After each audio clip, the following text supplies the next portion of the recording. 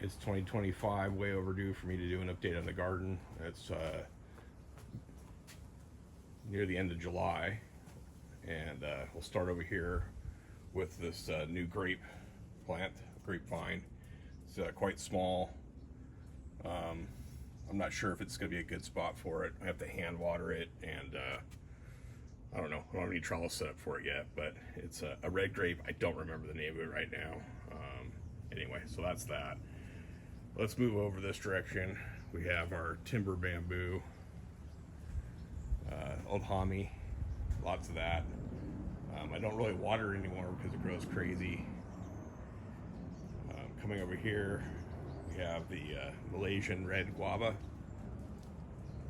This has done quite well for me. It's grown vegetatively quite small, or minimal, I should say. But I get lots of good red guavas off of it, makes good food. Still having issues with the Meyer lemon. Lost all its leaves within a few weeks of being planted. This was like, I think, a year ago now. It gets flowers on it, but no leaves. So any ideas on what I can do to fix that, let me know. I'm gonna move quick, because otherwise this video is gonna be long. We got the passion fruit vine, trimmed this back big time last winter, and it's just starting to come back in.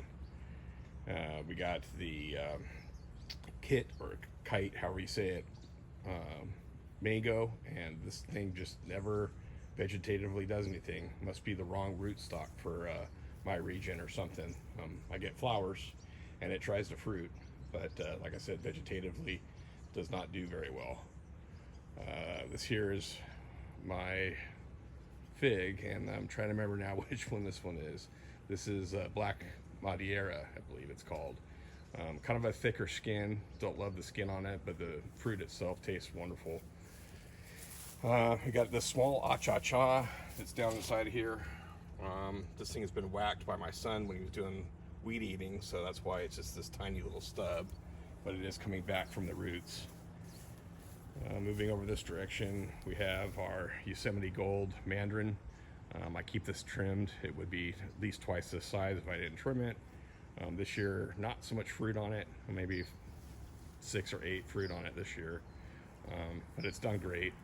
Very great draining soil right there where it's at. For some reason, it drains better than anywhere else in my yard. Then we got the Moro blood orange. Last year, I think I had 4 or 5 fruit off of it. This year, I got 3 on it. But it seems to be doing well, the spot. It's just one of those off seasons, I think, for that one. And then up here, I have my guava. I don't know the actual variety. The fruit itself is a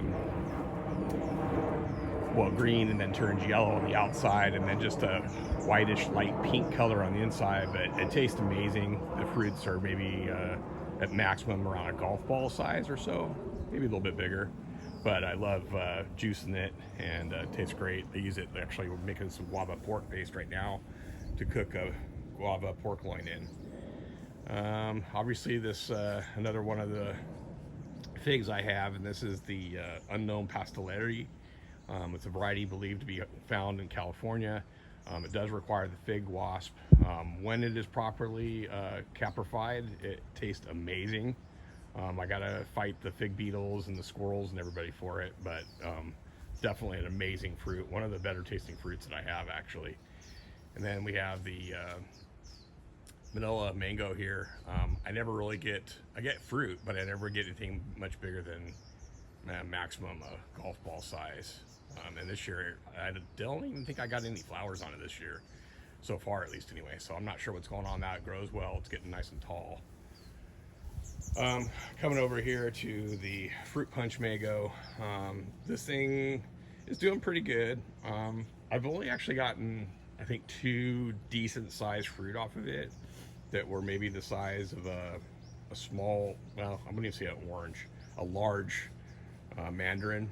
The fruit tasted much like fruit punch and was amazing, but I don't know if it's the rootstock here in California or what, and I was not previously doing a lot of fertilizing, because in Florida they say don't, but I've since come to learn, I guess in California you do need to do a little more fertilizing because of our climate being different. They're not as vigorous of growers in California, so we'll see. I mean, we got some nice flush of leaves coming in here, and you know, it's an otherwise healthy tree.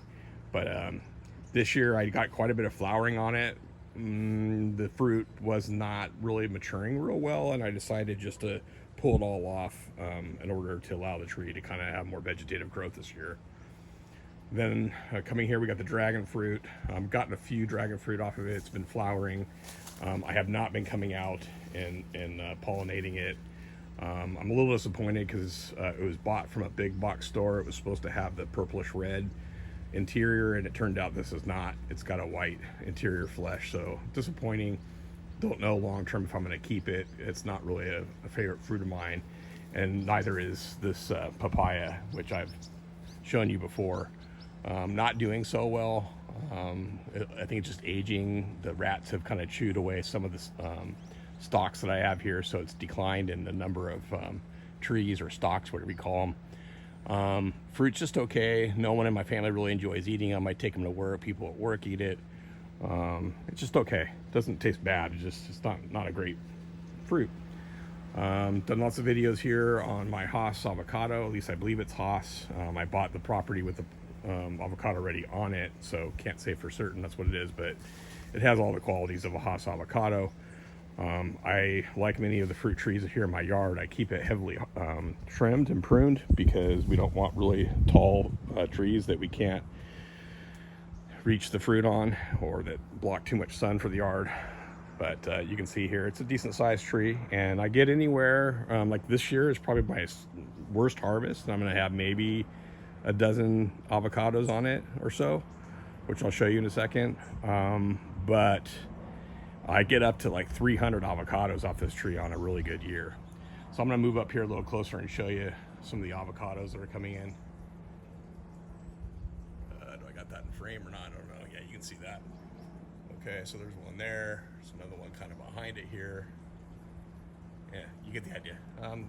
So with there being fewer avocados on this tree this year, they actually are looking like they're going to be a decent size. Last year I had probably 100 avocados or so on it, and they didn't get that big for some reason. I don't know if it was the climate last year or if it was my watering. Not quite sure sometimes why the tree behaves the way it does. I'm going to show you one more here. So decent size. I'm going to put my hand up so you can kind of see the size. So I don't know. We'll see by October or November. There's a few more. We'll see what this fruit tastes like. But we love our avocado tree. We kind of hoard it. I share some avocados, but we eat enough of them, and I make enough different foods here with avocado that we eat it, and we share it during parties and stuff. But I don't really give a lot of avocados away compared to some other fruit I have. Kind of skipped a few things here, but we've got some plumeria. Thumbelina, I think, is the variety. This thing grows very fast, flowers profusely, smells pretty good. Not my favorite in terms of color though, or size of the flower. Sorry, got a plane flying over. I don't know the variety, but I think this is either a rainbow pinwheel, or I believe I might have bought it supposedly as a candy stripe plumeria, and I don't know if I have any flowers to show you. I'm gonna climb over this chair, so hold on a second here. Yeah, there's a little bit there. Kind of meager looking right now, drying out near the end. Here I got my one and only pomegranate. This is a supposedly, I can't remember the name of it right now. Eversweet. Okay, so this is an Eversweet pomegranate. The seeds are supposed to be like really soft and like chewy. It's very sweet, and it's a pinkish white color, so you don't stain your clothing. I have to say I was a little disappointed on the seeds because they're more firm than I expected them to be. And I've had another variety that's not supposed to be that soft of a seed that seemed like I had softer seeds. I think it was the, I can't remember the name of it. Anyway, okay, so here's the Solandria, or golden chalice, I think, or something like that, vine that I've shown some videos of. Coming down, we got another plumeria. Don't remember the variety. Another cutting of it right here. This is my Double Delight nectarine. Nectarine on this tree is amazing.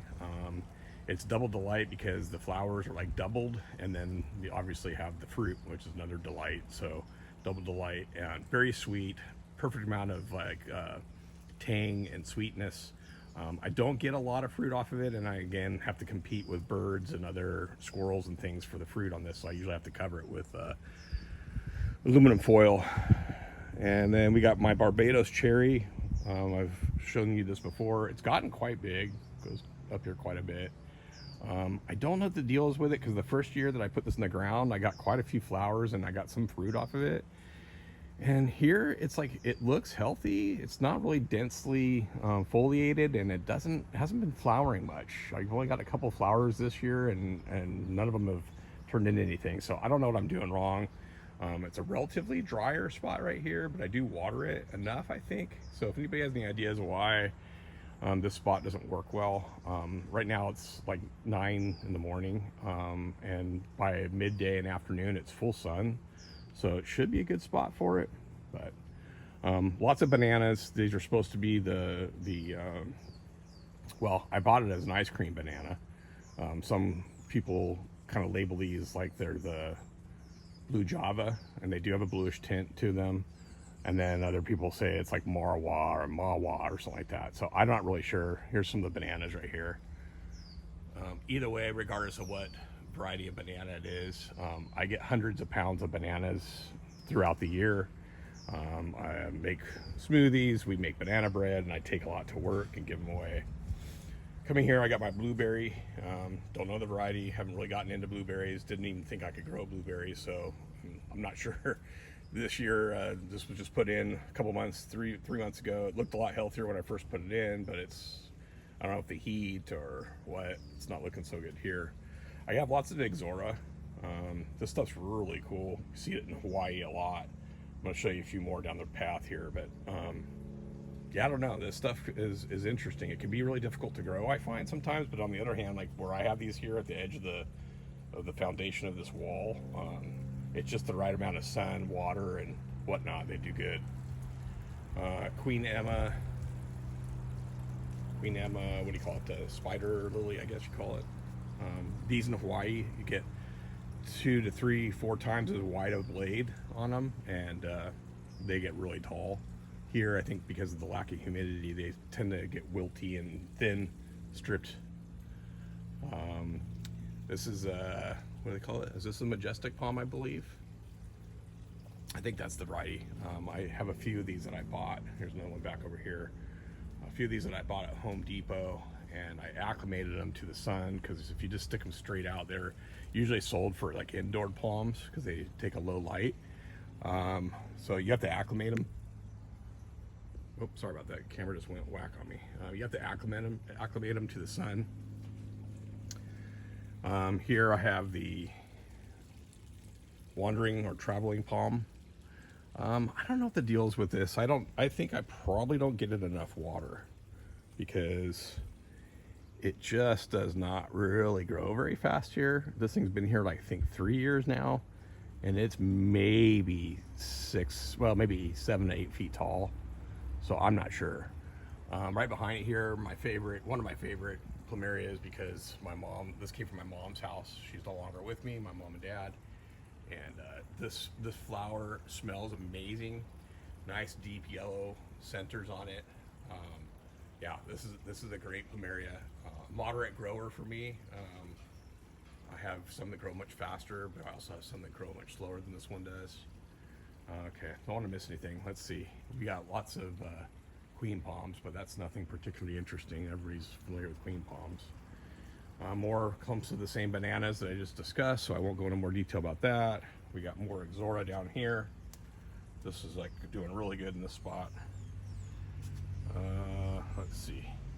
Here we go. We got finger lime. So this is the Australian finger lime. This is a green variety. Really fun fruit. Everybody, my wife and everybody that's had it loves it. Kind of just a nice talking point. Makes good for putting on a salad or ice cream or anything for that matter. But you get the caviar little beads that come out of it, and it's very easy to pop these open and eat them. Here we have another one of my plumeria. This one is a nice deep rosy, like a burgundy actually, burgundy red. Smells kind of like a rose, which is kind of interesting. More bananas up here right above it. Just a little closer shot of that. Coming down, we have my rosemary that I've trained into a Christmas tree shape. Not a lot of effort on that one right now because it's summer, so who cares? But I'm gonna step up here on the spa and go up here to another one of my plumerias. So this one's another white one. This came from 3 properties back that I lived in, and I transferred it with me to each property. This probably has the most classic and most one of the most perfumed plumerias that I have. Smells like a typical plumeria. Decent sized flower and color, so yeah, I mean, it's pretty cool. I mean, it's nothing extravagant, but bees are loving it, and this is flowering like crazy. All right, so I'm gonna hop back down here off the jacuzzi. We got lots of, as you can see here in this picture. Oh, well, the camera's going crazy again. Oh, sorry about that. This is another interesting plant that I grow quite a bit of here in the yard. This is the Hawaiian Thai plant, or tea plant. I'm not sure how you want to pronounce that. Tea, I guess it's tea. This is just a red variety. I'll show you more of that in a minute. Coming around, I have lots of Brugmansia angel trumpet. This one's probably one of the ugliest ones I have. I'll show you a better one in a minute. I've done a few videos over here on my jackfruit, so pretty much a failure for the most part. I mean, it's not gone. I've got a few leaves coming in here, but the jackfruit, the story on that is I planted it. I thought I had let it acclimate to my yard. I pulled it out of the pot to plant it, and when I took it out of the pot, the root structure was really weak, and it basically kind of just, I think, shredded the roots as it came out of the pot. Soil fell apart, and the thing lost all its leaves, and for 6 months it was just a stick. When I was thinking about taking it out, my wife told me, no, leave it in the ground, see what happens. And then it came back. It started to look like it was gonna grow pretty decent, and then I lost a lot of it again in the winter. So probably just not suited for my climate or my husbandry skills for plants. But anyway, moving on, I'm running out of time here. So here we got on the left, this is Fire and Ice heliconia. Never had flowers on it, but it grows very well here. It's taken off. I had it up here on the hill, but it's too dry, too hot, too sunny. So I transplanted it down here where it's much cooler and more moist. And then next to it is one of my favorite of my palms. It's the flamethrower from, I believe, what is it, New Caledonia, I think it comes from. Talked quite about that before. I got this massive spike coming up on it that I'm looking forward to having it open. I'll try to catch that on a video or some pictures because it's pretty cool to see the red. All right, moving on. Here I have my Acha-Cha, which is in the mangosteen family. This is was bought at the same time I got the jackfruit. Also acclimated it. I let it sit a little longer when I had that negative experience for the jackfruit in the pot. Kept it under the patio for a while. Finally moved it out underneath the canopy of the trees here. And then once it seemed to be doing well under this canopy, I decided to plant it in the ground. So it's been in the ground for a little over a year now. Maybe this might even be, I think this is the second summer it's been in the ground. It does pretty well out here. It doesn't grow quite as fast as some people have experience with. I haven't done a lot of fertilizing. I'm starting to fertilize it more. I don't know if I'll ever get any fruit, but it's a really cool plant, and I love the idea of being able to eat something as exotic as a Acha-Cha. We got croton here. Don't know the variety of it. I'm not that into the different names for croton, but we got a nice croton here. Coming around here, I have one of my two.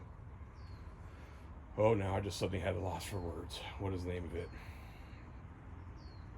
Okay, well, those of you who are into palms, you'll know which one this is, and for some reason I just drew a blank.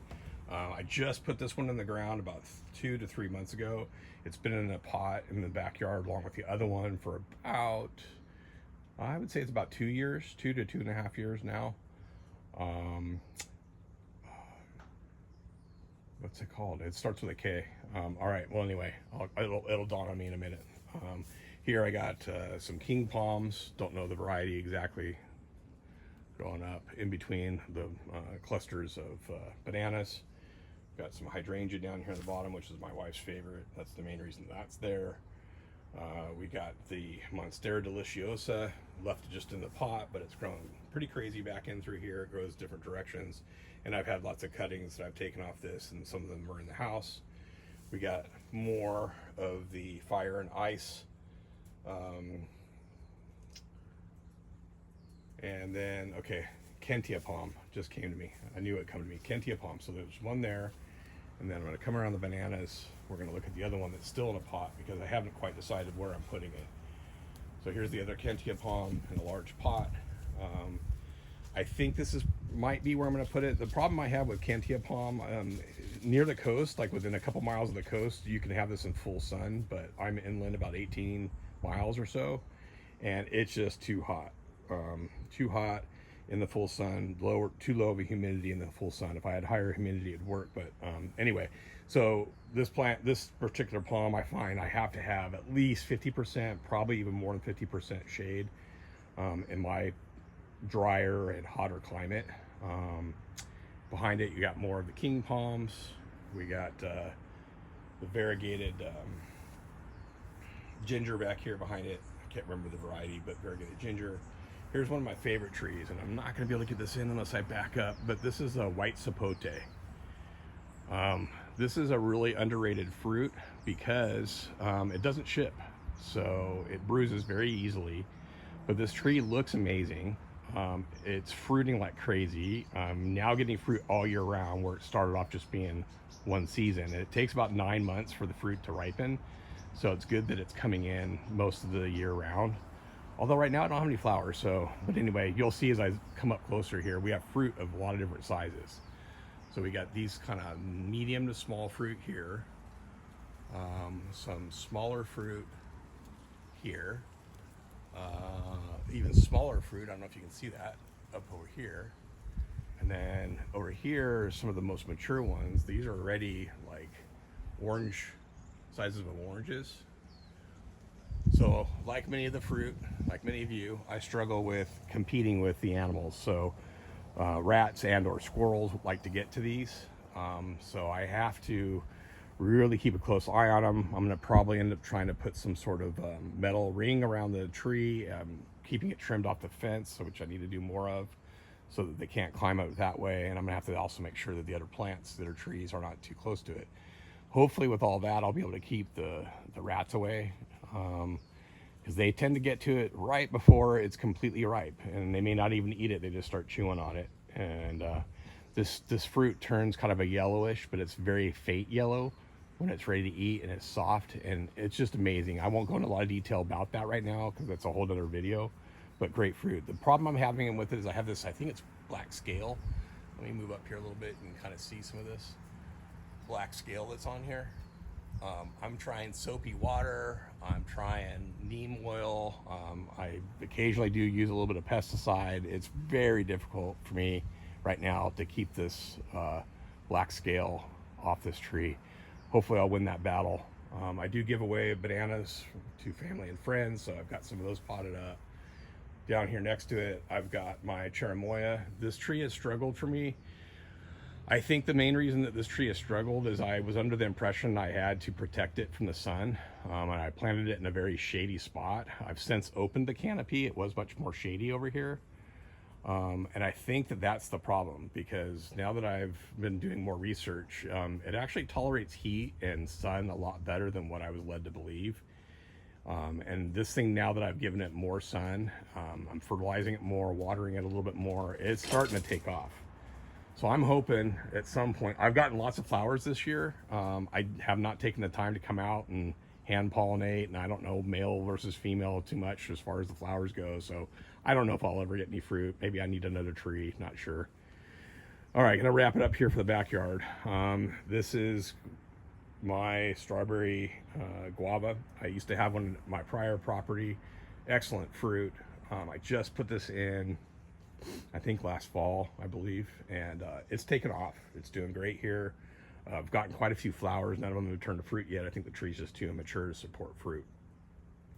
And then we'll just wrap it up real quick here with the Brookmansia. Not a lot of flowers right now. They're all spent, but this thing gets tons of flowers.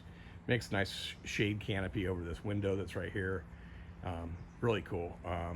Probably have more of these than I need. I use cuttings, and I started my yard off with a bunch of these just to have some foliage until I knew what I wanted to plant. But great tree, great plant that I've trimmed into a tree. All right, so I'll wrap it up here with the backyard, and I'll do a part 2 with the front yard.